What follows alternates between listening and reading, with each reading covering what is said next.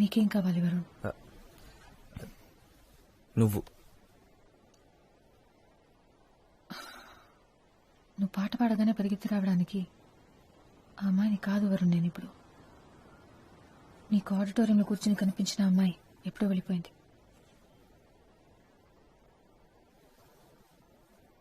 నేను నీకోసం వచ్చాను నిత్య. 1,00,000 సార్లు సారీ చెప్పాను. ఆ మెయిల్స్ అందులో ఉన్న ప్రతి మాట నాదే. ఎన్ని సంవత్సరాల తర్వాత నా మాటలు నావే. నిన్ను కలవని ఎన్ని సంవత్సరాలు ఏం చేశానో, ఏం ఫీల్ అయ్యానో, ఏం ఆలోచించానో మొత్తం రాశాను. ఇంకేం కావాలి? నాకు తెలియదు.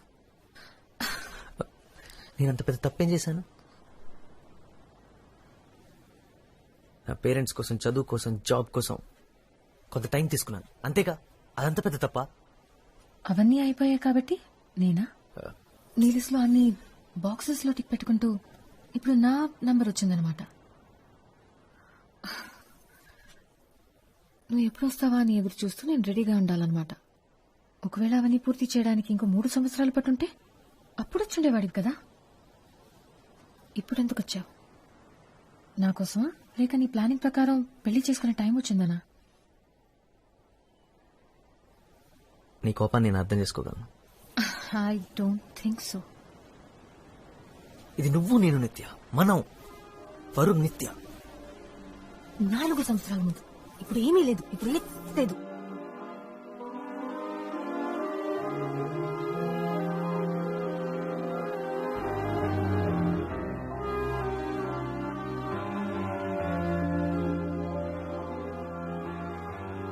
దానికి ఎవరు కారణం? నువ్వు. మళ్ళీ చెప్పు. మన మధ్య అంతా అయిపోయిందని చెప్పింది నువ్వే. ఒప్పుకుంటాను, అలా చెప్పింది నేనే. కానీ చెప్పేలా చేసింది నువ్వు. నీకది గుర్తులేదా? గతం గురించి మాట్లాడకు నిత్య. మాట్లాడతాను. నేను నీతో గొడవ పట్టడానికి రాలేదు నిత్య. నేను ఇక్కడికి ఎందుకు వచ్చానో నీకు తెలుసు. నీకోసం. హైదరాబాద్ వెళ్ళి మాట్లాడుకుందాం. నేను హైదరాబాద్ రావడం కుదరదు. నాకు ఇక్కడ చాలా పనులున్నాయి. నువ్వు సడన్ గా వచ్చి రమ్మంటే నేను ఇదంతా వదిలేసి రాలేను. నా కోసం రా. ఇప్పుడు ఇదే నా లైఫ్, ఇదే నా పని వరుణ్. నీకది బాగా అర్థమవుతుంది అనుకుంటున్నాను. ఓ, ఇంకో 6 నెలలు నేను ఇక్కడే ఉన్నా అది చెప్తావు కదా. నువ్వు బేసిక్గా బిజీ ఉండి కాదు, నా మీద పగ తీర్చుకుంటున్నావు, అంతేగా? నువ్వు తప్ప నా జీవితంలో వేరే ఏమీ లేదనుకుంటున్నావా? అసలు నీ గురించి ఆలోచించడమే మానేశాను. నువ్వు అసలు నాకు గుర్తే లేదు. ఇప్పుడు ఈ పిల్లలు ఇదే నా ప్రపంచం. ఒకప్పుడు నువ్వే నా ప్రపంచం అనుకున్నాను, ఇప్పుడు కాదు. ఒకప్పుడు నేనే నీ లైఫ్ అనుకున్నా, ఇప్పుడు ఈ పిల్లలే నీ జీవితం అయిపోయారు. So you doing something with your life, right? అదే కదా నేను చెప్పింది ఆ రోజు, కానీ అప్పుడు పెద్ద విలన్లా చూసాను. కమన్, సైకాలజీ చదివా కదా, థింక్ లాజికల్లీ. నేను నాతో కేరళ తీసుకెళ్తాను కదా విడిపోయాం. ఒకవేళ నీ బలవంతం వల్ల తీసుకెళ్ళుంటే ఇవన్నీ చూస్తుండేదనవా? లేదే. అలాగే వెయిట్ చేస్తుండేదాన్ని, అప్పట్లాగే నా వెనకాల తిరుగుతుండేదాన్ని, ఏ పని పాట లేకుండా.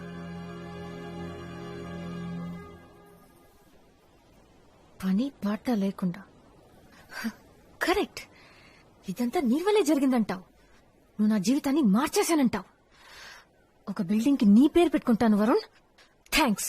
నిత్య, ఈమెయిల్లో రాసావు కదా యూఆర్ మెంట్ టు బి అని. కానీ ఇదే మనం. గతాన్ని మర్చిపోమని నువ్వంటున్నావు, కానీ గతం తెలుసు కాబట్టి చెప్తున్నాను. We are not meant to be. రాసి పెట్టలేదు, అంతే. నీకు ఇది కావాలని లేదు, అస్సలు లేదు కదా. ఇప్పుడు చెప్తున్నాను, ప్రతిసారి నీ వల్లే విడిపోతున్నావు, ప్రతిసారి నువ్వే వద్దనుకుంటున్నావు, సమస్య వచ్చినప్పుడల్లా నువ్వే దూరంగా పారిపోతున్నావు. ఇప్పుడు కూడా మనం ఎప్పుడు కలలేమో నువ్వే చెప్తావు. మన వల్ల కాదు కదా, తిట్టుకోకుండా, పోట్లాడుకోకుండా, అరుచుకోకుండా మాట్లాడుకోవడం మన వల్ల కాదు కదా. ఇదే నేను చెప్పేది. ఓ, నువ్వు చెప్పే సొల్లంతా వింటూ నోరు మూసుకొని కూర్చోమంటే మాత్రం నా వల్ల కాదు. మనం మళ్ళీ కలవాలని ఇంత దూరం వచ్చావు, ఇప్పుడు కూడా తప్పంతా నాదే అంటున్నావు. అంతా నా మీదే తెచ్చావు కదా. 15 నిమిషాలు ఓపిగ్గా వెళ్ళలేకపోయావు. నేనెలా నమ్మాలి? నమ్మి నీతో ఎలా రావాలి?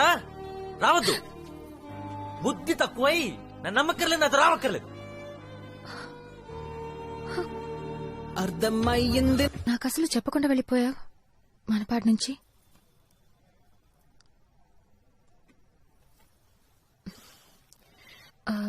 అయినా ఇప్పుడు దాని గురించి మాట్లాడడానికి రాలేదు. మంచి పని చేసావు నువ్వే కాల్ చేసి. యాక్చువల్లీ నేను నీకు ఒక విషయం చెప్పాలి. నాకు పెళ్లి ఫిక్స్ అయింది నిత్య. తను మా వదిన వాళ్ళ సిస్టరే.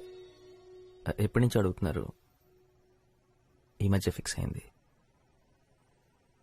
నేను ఓకే చెప్పేశాను. పెళ్ళి నెక్స్ట్ మంత్.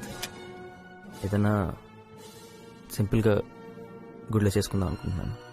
నాకు జాబ్ వచ్చింది లండన్లో. It's a broking firm. Company పేరు సెమోపియస్. తన పేరు రాధిక.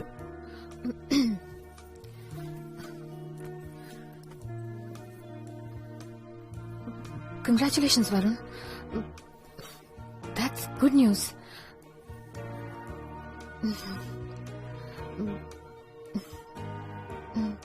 నువ్వు వస్తావు కదా పెళ్ళి ఎర్లీ మార్నింగ్. రిసెప్షన్కి వచ్చినా చాలు.